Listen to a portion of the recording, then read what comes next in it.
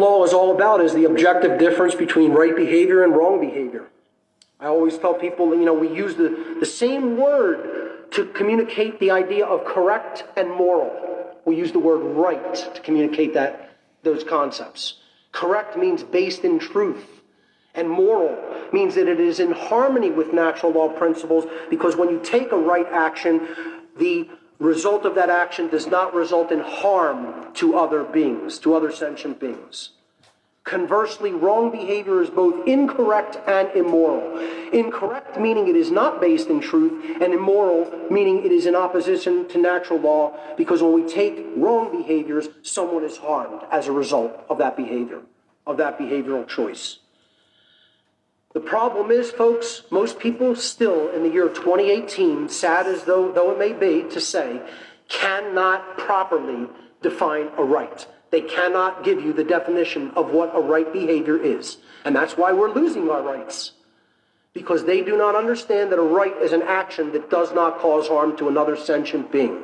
And that is the definition, and it is as simple as that. I've rewatched the movie K-Pax recently. And it's about an alien being that comes to the earth and interacts with, the primitive human beings that can't understand his mindset. And when he's asked if his planet has a government, he says, we have no need for a government. And he's like, well, how do your people know right from wrong? And his answer is, every being in the universe knows the difference between right and wrong. So, what about societal structure? Government? No, there's no need for one. You have no laws? No laws, no lawyers. How do you know right from wrong? Every being in the universe knows right from wrong, Mark. That's the real answer to that question. This should be common sense knowledge, but we're so backwards as a species that I need a 9-hour presentation to explain to brainwashed people what the difference between right and wrong behavior is.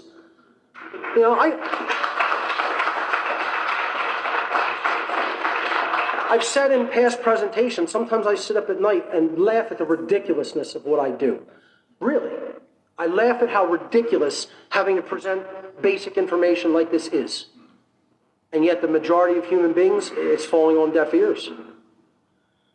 The following actions are examples of the initiation of aggression against others, which is what all wrongdoings are. These actions are violations against natural rights and therefore constitute violence. Murder, assault, rape, theft, trespass, and coercion. And you can think all you want about any wrongdoing that can possibly be committed. I've challenged many, many people to do this, and you will recognize every single wrongdoing that can be committed against another human being is a form of theft. There is only one wrong, theft, in one form or another, and there is only one law in the universe. Don't steal. That's it. Every wrongdoing comes down to an act of theft, provably. Murder is the taking without just cause of the life of another, which does not belong to you. Assault is the taking without just cause of another being's physical well-being, which does not belong to you. Rape is the taking of another's free will sexual consent, which does not belong to you. Theft is the taking of property, physical property, which does not belong to you.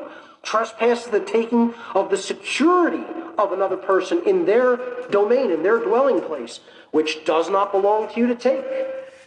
Coercion is the taking of another being's free will, which does not belong to you to take. Every wrongdoing is a form of theft. There is no wrongdoing anyone can think of that is not a form of theft. Natural law versus man's law.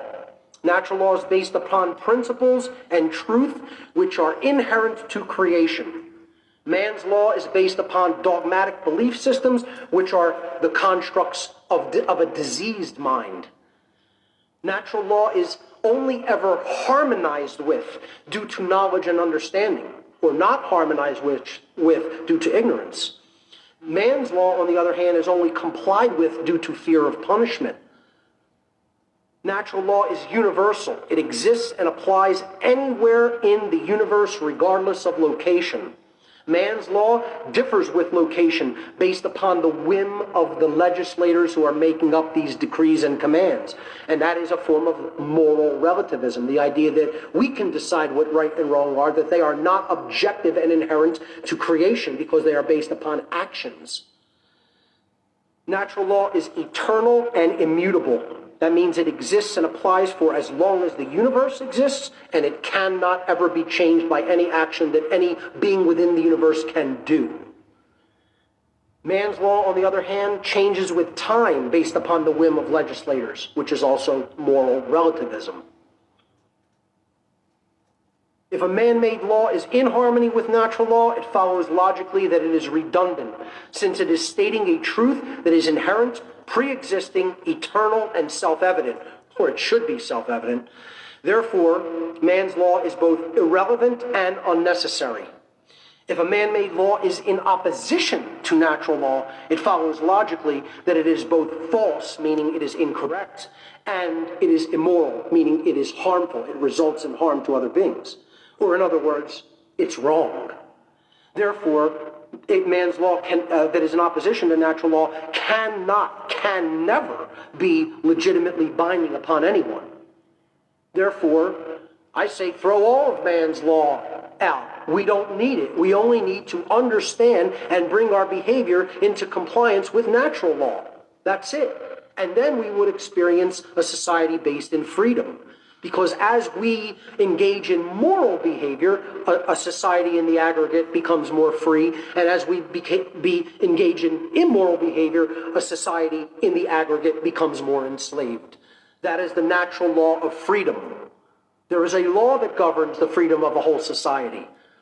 As morality increases, freedom increases. As morality declines, freedom declines. You humans.